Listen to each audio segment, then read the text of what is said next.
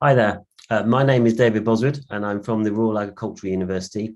And I would like to welcome, first of all, Ben Thompson, who's going to introduce himself.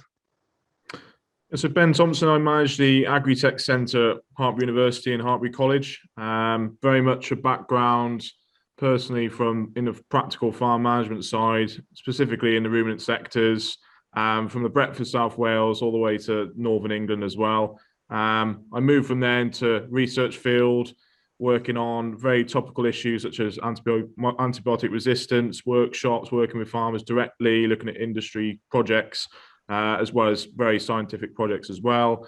And obviously a part of that revolved around use of technology as well, which obviously led me then to Hartpury to steer and manage their new Agri-Tech Centre here, very much focused on improving engagement to the latest technology as well as innovative practice for farmers, both currently active as well as the future generation, covering our college and university students. So that's me.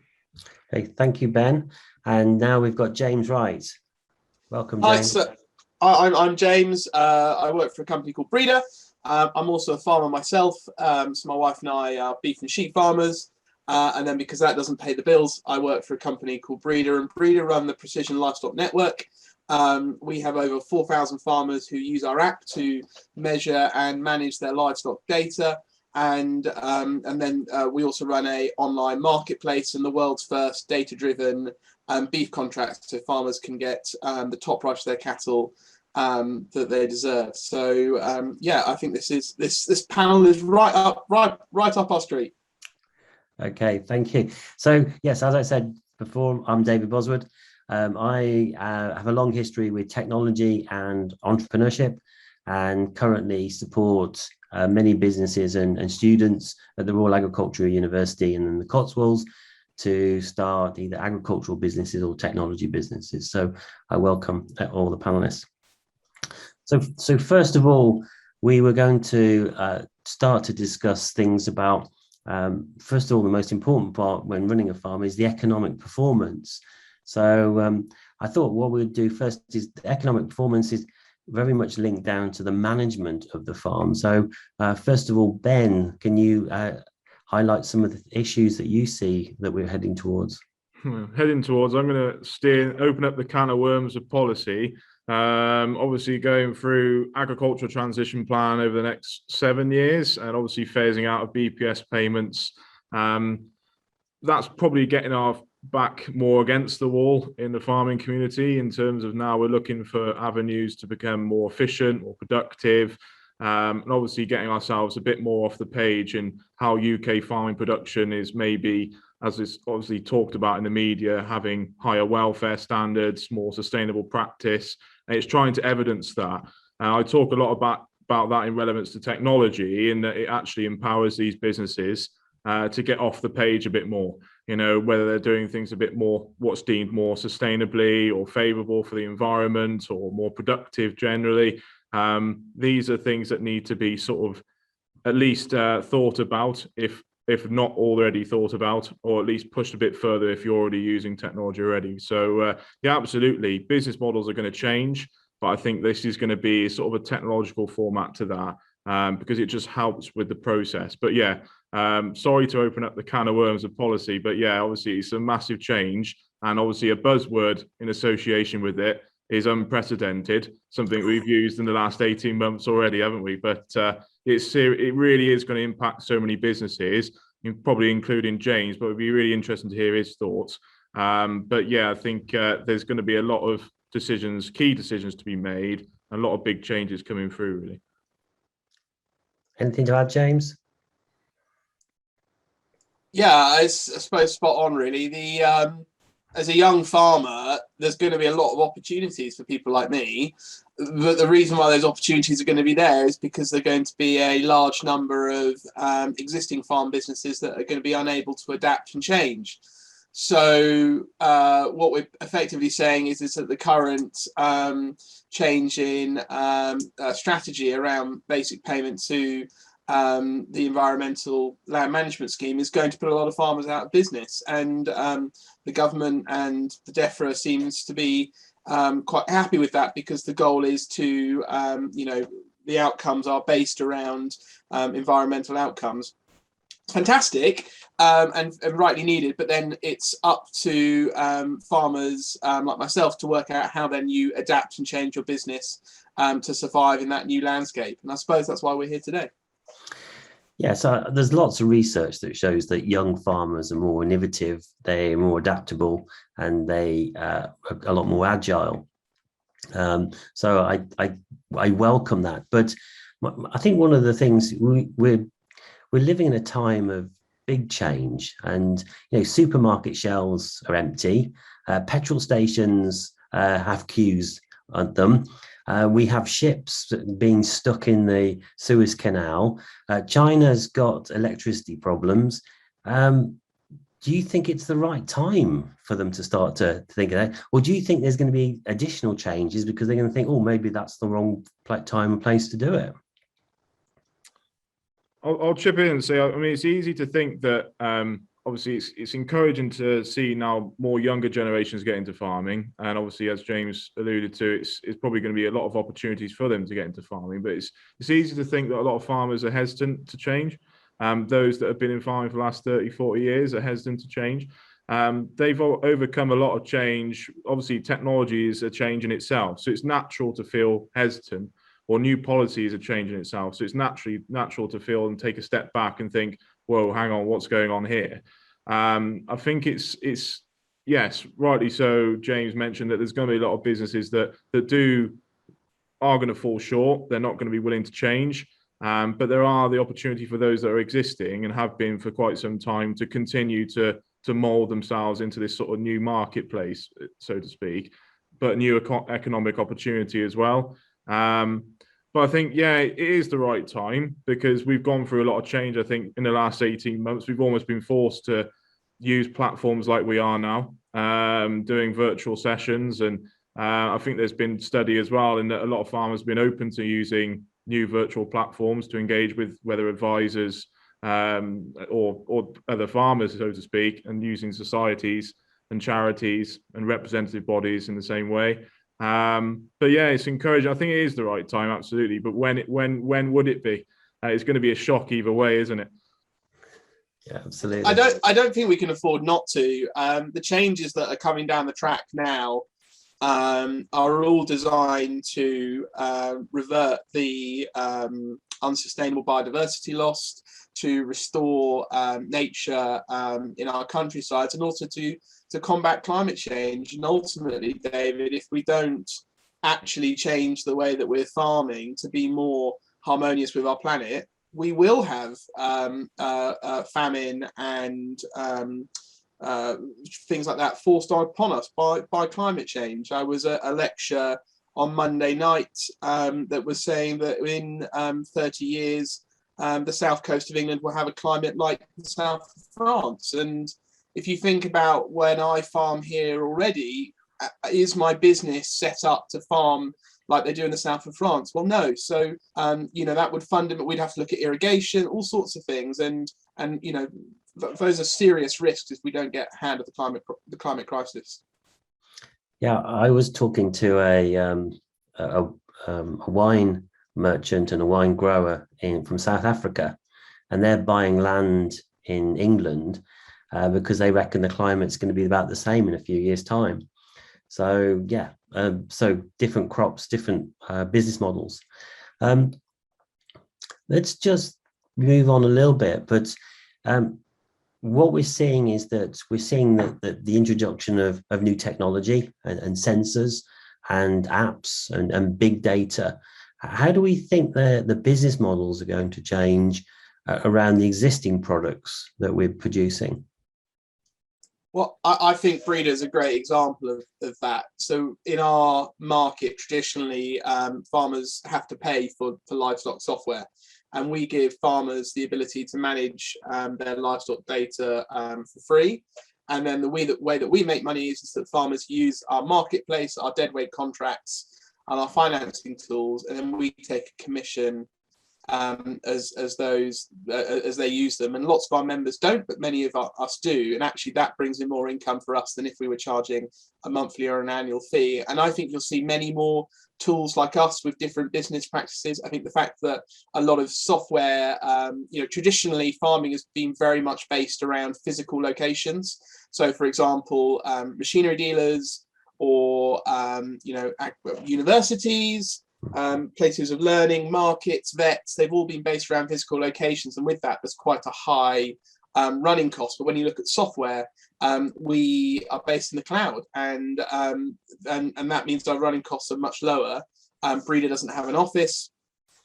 We have 30 staff that work for us, but we all work from home. And I think you'll see many new companies come along like ours, where they are able to offer a service to a farmer for less than the current status quo does, and that will really disrupt and shake up the farming industry for the benefit of the farmer, because you're not tied into somebody who's near you just because they're near you. You'll get the best service, the best product available for you, because of the internet, which is really exciting, and I think everyone should be excited about that. Ben?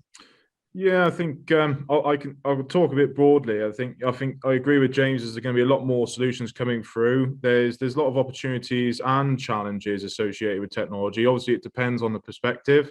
Depends on whether you're coming from the farmer side as a user side, or whether from a business side. But I think some of the common challenges is that things don't talk to each other digitally. Obviously, we're coming through now to a more digital world, and more solutions are coming through, which just, to be honest, adds to the, let's say, the shop window. So from a farmer's perspective, let's say a challenge, they're just seeing all these different solutions in the shop window, whether it's something currently in research, something that's could be 5-10 years from becoming available, all the way to things like James and Breeder that are available and farmers can use and adopt now. Now, in a time constraint world that farming is anyway, you want to really invest, if it is a little bit of time, to consider what technology is going to be best for you. You want to invest that time into things that are going to be available or are proven and viable for, let's say, UK producers. I can speak from my own personal perspective. And then if I talk to farmers and they say, well, I've used this and I've got good benefits coming from that rumor spreads far quicker than any marketing strategy, especially in farming communities anyway. So it's just trying to encourage that, really, and just trying to categorize those technologies into what's available now, what to look out for. But then obviously there's this sort of things and contingencies you need to sort of be prepared for, and that you need to ask the questions, okay, where's this data going? Is that sustainable? Is that a sustainable investment for me and my business? Which not everyone does. Obviously in this current scenario, technology is a new thing. So it's easy to think, okay, that's a great product, whether in manufacture, it's a company we trust, but it's now to look at not just the physical landscape, which we do in previous investment, but also look at the digital landscape as well. So if I invest in this company, are they able to share my data from this enterprise, or share my data with this processor or this other person? That's going to be increasingly important, because eventually that's where everyone's going to end up, is they're able to know where their data is going, but also it's shared sort of freely and very efficiently as well. So I could go on and on about challenges as well as opportunities, but there's obviously a lot of things to be uncovered. But ultimately, we're going to be moving into a more digital world, and it involves people using data for better practice, and that's going to be coming through in farming as well. Yeah, because I think one of the examples that James would probably say is things about where you're selling cattle through the app, the details of that cow moves from one owner to another owner, and that transfer of data is one of the key issues when we talk about provenance, and when we talk about, I want to buy a loaf of bread and I want to know that wheat was grown in the UK and has been produced in the UK and hasn't been mixed up with other types of wheat from other places. I think when you mentioned, sorry, about provenance, is what I commonly say to students at Hartbury and other farmers. It's all about empowering your business. to say, you know, I do it this way. I talked about it before. You know, I do this more efficiently. I'm more sustainable. And it's just gathering more data into that pool, really. Typically, I could probably say in the past that a lot of data just ended up going off farm, but didn't in return benefit the farmer. So there's probably numerous projects. James is probably aware of a few that the data just ended up just going away from the farm, which would have been ideal. I describe it as marketable data for them and their produce or the way that their farms managed, yet it just went somewhere else. But technology, on-farm technology, is able to provide that data back, and for them to empower that business to say, okay, we're doing this way, which obviously could be more favorable in policy. So yeah, it's exciting times. It's really important, as Ben says, that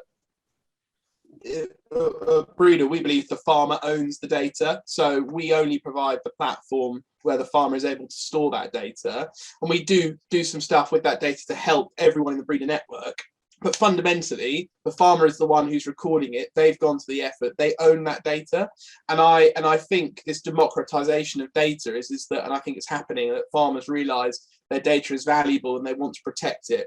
And if we take the example, David, that you brought up at the beginning about buying and selling cattle, when you buy cattle on breeder, for example, the medical history moves with it. So you can see that that animal has had the right vaccinations, that it was wormed 4 weeks ago, so you don't need to worm it. And because the selling farmers' records are all linked up as part of the red tractor inspections, they know that the cattle they're buying have had those medicines. But we need to see that in other industries. We need to see that in crop protection. Why do we still have paper passports? You know, what are the crop companies doing around protecting that? You could have a digital record for a field, and you could have its spray applications, the cultivations, what fertilizers it had, and when you sell that crop, if you're selling it off the field and not going into a store, you could give an idea of what that farm, you know, what that field has produced, or you could have an average for the farm across everything they've produced. And that technology is all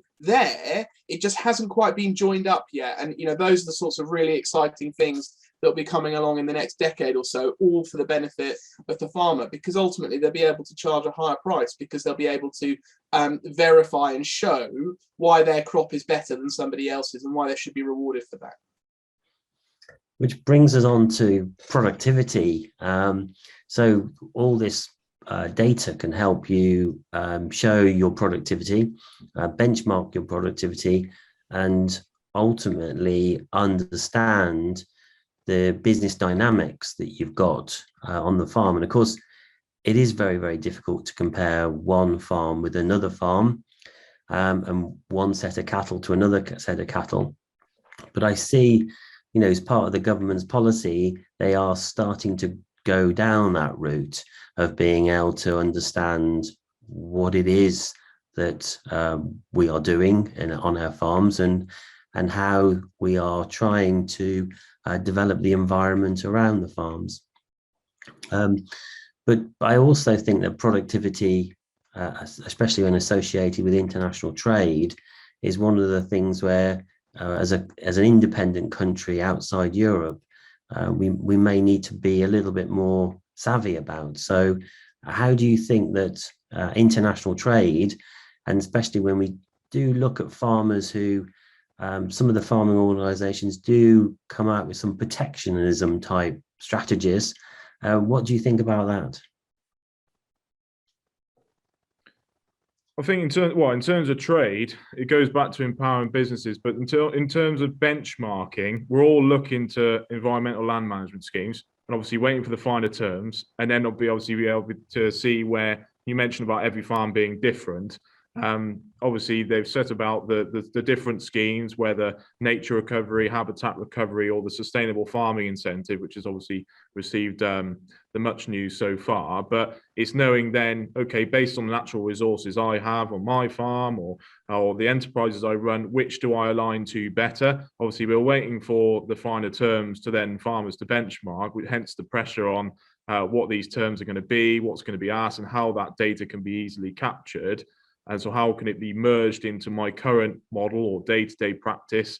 I talk about sort of evolved farm management is what we're coming through to now, is how can we efficiently capture that data that's going to be seen more favorable or being asked of us to capture. And it's difficult. It very much is difficult. But yeah, I think in terms of trade, it's you've got to give a bit to get a bit back, definitely, which isn't easy. Definitely not. But I think going back to my earlier point about UK being biased, as we can all be here today, is obviously getting across that individual businesses are meeting those higher welfare standards, and by what scale. We're almost after some sort of overarching protocol, and that comes into the sort of greenhouse gas protocol and the carbon footprint audit. Which do you follow? You know, who do you follow? And where do I position myself based on the enterprises I have? And currently we've got multiple different audits you can follow on that regard, but then, you know, therefore you're going to have different perspectives. But for individual businesses to follow, it's very difficult to do that. But yeah, in terms of trade, it's all just about getting across how you're different and becoming more competitive. Why is the UK different? You know, why are we getting across more data to align with sort of higher audits, I think is the way to go. And I only explain that the only way to get there efficiently is with adopting technology and that being implemented successfully across the board, whether you're small scale, smallholder, or whether you're a very large scale intensively farm business. So yeah, it's difficult. It's a waiting game currently, I think. I'm going to disagree with Ben, because I don't think it is for the government or for industry to come in and say, look, this is the international standard you've got to follow, and this is the regulatory stuff you've got to do, and then you can access new markets if you do that awful sort of stuff. I'm a real free marketeer, and I think most farmers are as well. You know, I think it's for farmers and individuals to come up with those products and services.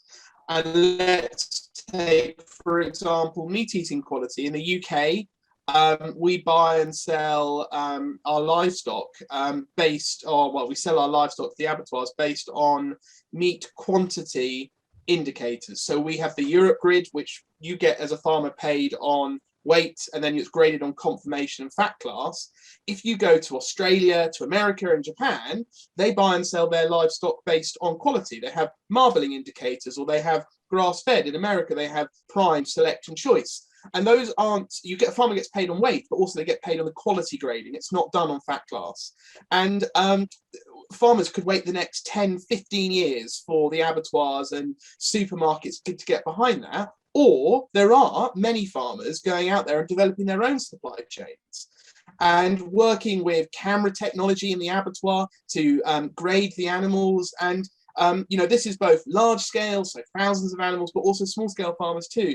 And I think we really should be encouraging people like that, not expecting, you know, Red Tractor 2.0 to do that for us. I think farmers really need to, you know, get hold of this opportunity.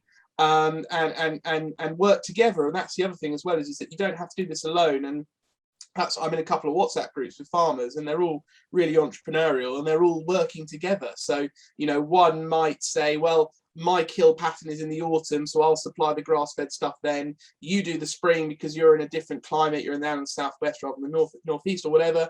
And then together they can come up, they can make it work. So I think it's for farmers and businesses to come up with that sort of stuff, not necessarily wait for the industry to do it for them. No, I think it's a balance. Very much so. Some things, I think some of the best industry can come, some of the best ideas and innovation can come from anywhere. So I actively take part in showcasing what agriculture is doing to urban events, or talking to telecommunications companies, for example, and hearing about what they're doing, working in transport, what technology they're using, because there's transferables. So whether it's something that's already widespread, that doesn't have to come from government or larger policy or large organizations or representative bodies. Completely agree with you in that it could be industry led. You know, a farmer could come up with an absolutely amazing idea or want to showcase what they're doing and why it's different. Absolutely. But there's some cases where I think there's a risk with that being solely the case that you can become a bit naive to think, okay, there could be some other information that I wasn't aware of that could contribute to that. So it's just being open, I think, to work with all different industries or different people with new ideas. I think I do agree though, farmer-led innovation. I certainly talk to a lot of farmers that have got the next best idea, want to work on community groups like you mentioned, James. But I think it's a mixture, very much so. It's just being open to wherever the new idea or great idea can come from to support businesses, really. Okay, so let's move forward a little bit further to talk about the environment and measuring the environment. So this for me is going to be a difficult one, because I think there's so many different parameters to measuring the environment, and I know that politicians can only think of one thing at a time, and so just measuring one thing in the environment's never going to be the right way. So what should we be measuring, do you think? I resent that, Ben, David, because I am involved in local politics, and I think if let's just take my context here, and I think the government's doing their environmental bill at the moment. It's the 25-year environmental plan, and it's been in the works for years. But that should be approved before Christmas. And in that, it talks about how every local authority will have to have a nature recovery plan, and how, and in my district, we've actually got a nature recovery plan, we've already done it. But that then allows farmers to engage with organisations like the local council, who have money for these projects, the wildlife trusts who want to work with farmers. And then you can so what they're doing is they're biodiversity scoring farms, and then the farmers then get given a plan, and then they can work out how funding can be attached to their plan. That's local. That's not even SFI or realms, and that will be happening across the UK. So how do you measure that? How are they going to measure that? Okay, they're going to give you some money, and 25 years is the wrong amount of time, because in 25 years' time, what we know about the environment today will be that much, and in 25 years time we're going to more. So having something that's going to run for 25 years is just crazy daisy. But how, if they're going to give you some money for your farm, how are they going to know? They can walk around the farm, yeah, but what data could they say they're going to collect to say actually we are regenerating, or we are doing something good here? Exactly. And if you look at the countryside stewardship schemes that happen at the moment, it's done around photos. So you have planted some trees, take a photo. Whereas actually it should be about outcomes. So it should be, you have put in skylark plots in your fields, and you've, had 10 skylark nests appear. That's really, really expensive to record and manage. So how can we use things like satellite mapping? How can we use things like training farmers to monitor it themselves? That's why we love cluster groups. There's a cluster group here. But the data part of it is really interesting. I mean, there's a great company called the Land App, which I know have been working on a trial with the RPA around how they use their software to work with local organisations like FWAG, so the Farming Wildlife Action Group, and using the Land App software to monitor and manage the impacts it's having on the ground. But you're right, David, we need to work out how we can automate this. But obviously every farm is different, and one solution that works on mine might not work for a farm near Ben. So it's really tricky. There's not an easy answer, I don't think, I'm afraid.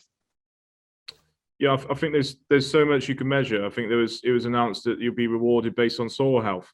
And obviously the immediate response to that then is, okay, what do you want to measure? Because there's so much going on in the soil. What would you deem more favourable? What would you deem more environmentally friendly? Plus the carbon sequester argument is that, like you said, James mentioned about taking pictures that I planted some trees, or I haven't done anything with hedgerows for the X number of years. What's the environmental impact to that in real, getting that in real time is the tricky bit. Having a predictive model based on research can be obtained, but in terms of knowing the output in real time to empower those businesses or collective groups of farmers is going to be the difficult one, because there's so many things you can measure. But I think it's looking at what needs to be looked at, what's deemed more favourable, and then having predictive models in the first instance. But then after which, I think once, let's say, data science catches up, once technology comes a bit more prominent in that area, you'll be able to have a bit more informed insight as a farmer to maybe look at and say, okay, today, based on this last month, I'm this part carbon positive or this much carbon negative. But yeah, it's a can of worms sort of scenario, and it's very difficult to know what should I go after first, what should I measure. I think it's just looking at fundamental categories to start off with, and just allowing farmers to look at their natural resources. Like James mentioned, everyone's different. Everyone's going to benefit in different ways.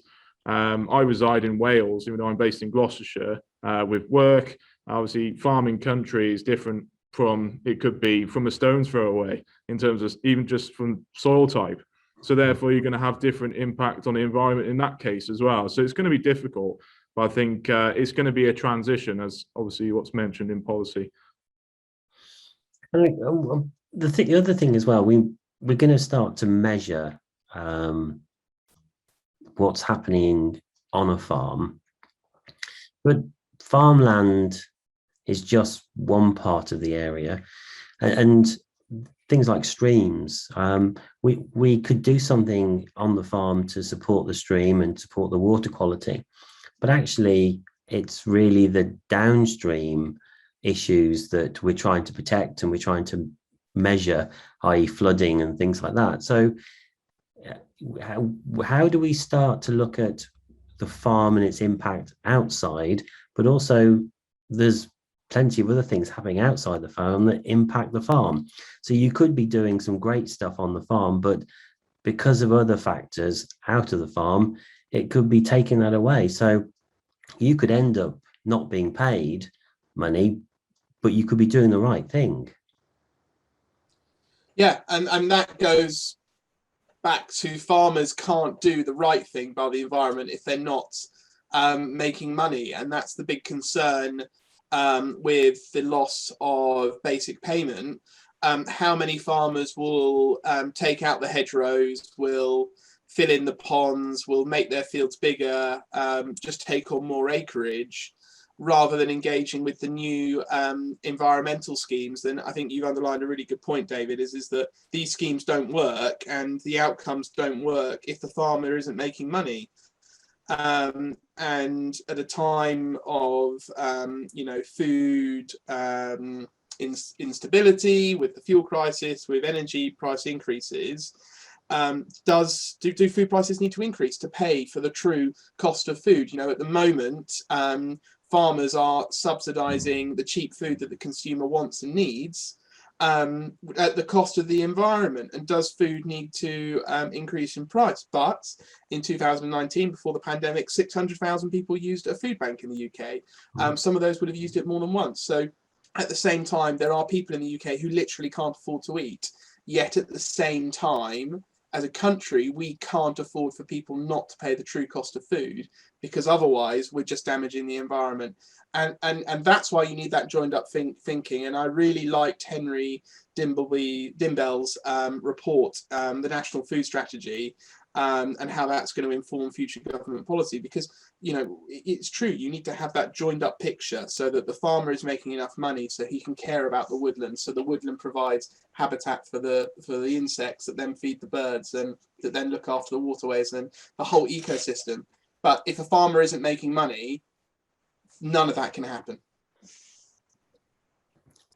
Ben, you're I think it goes back to the point where I'll give an example. Someone growing wheat, heavily ploughed land with not heavily ploughed land. Comparison of the two farmers, they both get the same price in some cases. So what's the reward there? One's obviously considered more beneficial to the environment, less disturbance to soil health. One is, but I think it's difficult. But I think absolutely, economics need to be in favour. Ultimately, it's a business decision to look at the environmental impact. Farmers were professional caretakers for the environment and natural resources. It's part of our assets, it's part of the business. So therefore it needs to be considered a business decision when we're looking at making changes to that based on our current practice. But economics need to be in favour. Like I agree with James, absolutely. It needs to be in favour, and obviously work side by side with the new policy for environmental impact. But there needs to be a window of opportunity, because ultimately in farming, it's a game of risks in some cases. Some things are just completely out of your control. Yeah. So it's not just an easy business decision. One of the biggest things is the weather, So one of the things you just cannot control in broadacre farming. But I think it's just, it's getting control of those risks, but making sure there's provided a window of opportunity, which I think needs to happen with the new ELM scheme, for every farm to think, okay, this is a nice window of opportunity for me, and I'm going to reward it on this fact. But it's just being able to look at the straight and narrow bottom line benefit, and being able to summarize that quite efficiently as a business owner. But it's going to be difficult. But definitely the economics need to favour and obviously provide the window, really. So we all agree that the economics need to be right. An economic basis always provides the opportunity for long-term planning, and long-term planning normally provides the opportunity to look after the environment, because that can only be done in the long term by regenerating the soil and developing it. But also outside the farm, farms are not in isolation in all sorts of ways, but normally farms have a community around them. And I think one of the things that we forget is the farm and the farmer is part of a community, a rural community, and they're central to that rural community. And I actually think we should be measuring that as well, because I think that's a community benefit that sometimes goes unnoticed. I know my local farmer is always getting people out the hedgerow when they're being drunk and driving too fast down a snowy lane. And, he never asks for any money for that. So there's lots of benefit that we see that farms provide the local community. So should we be measuring that as well? I would say yes, absolutely. I mean, 3 times a day, 365 days a year, you rely on a farmer. That's the blunt facts. Everyone needs food. It's great to see farming. I can speak on an educational perspective now. Just come off and being open to all the different opportunities involved in agriculture, whether on farm or off farm. And to be honest, that invites everyone to get involved. Obviously, a lot of people highlight agriculture for negative reasons, but really, it's largely part of the solution. Absolutely, and it's just about waking up to that, really, and that impacts everyone. So whether you're part of that small community, small village, all the way part to in urban areas, everyone needs to probably get on board with the fact that farmers have got the biggest opportunity, or agriculture's got the biggest opportunity to come against larger agendas, the climate crisis, etc., which is gradually getting there. I reckon so, definitely. But I think I can speak on behalf of living in a small community. Farmers are in touch with small communities all the time. They're sort of living breath, really, of it all. So it's nice, but I think they do need to be rewarded on that fact as well, definitely.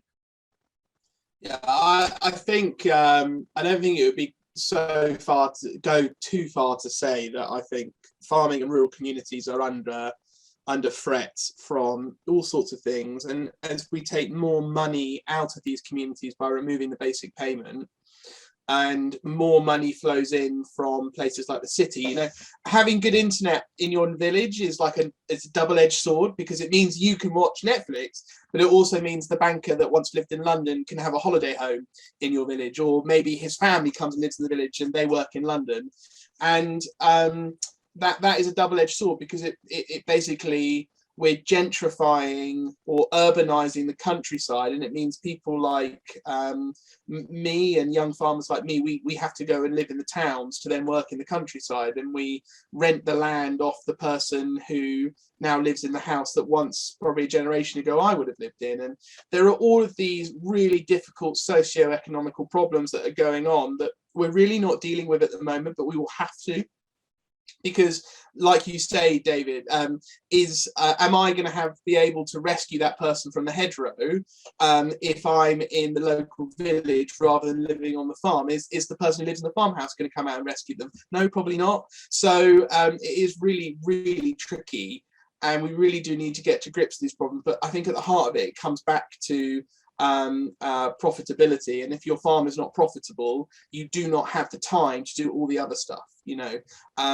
Recently we had a fire on the farm, and everyone in the local community came out and helped us. But the only way they were able to come out and help us is because they were safe at home, that there was enough money in the bank and all this sort of stuff. And if everyone in the farming community is on the edge, we can't help each other.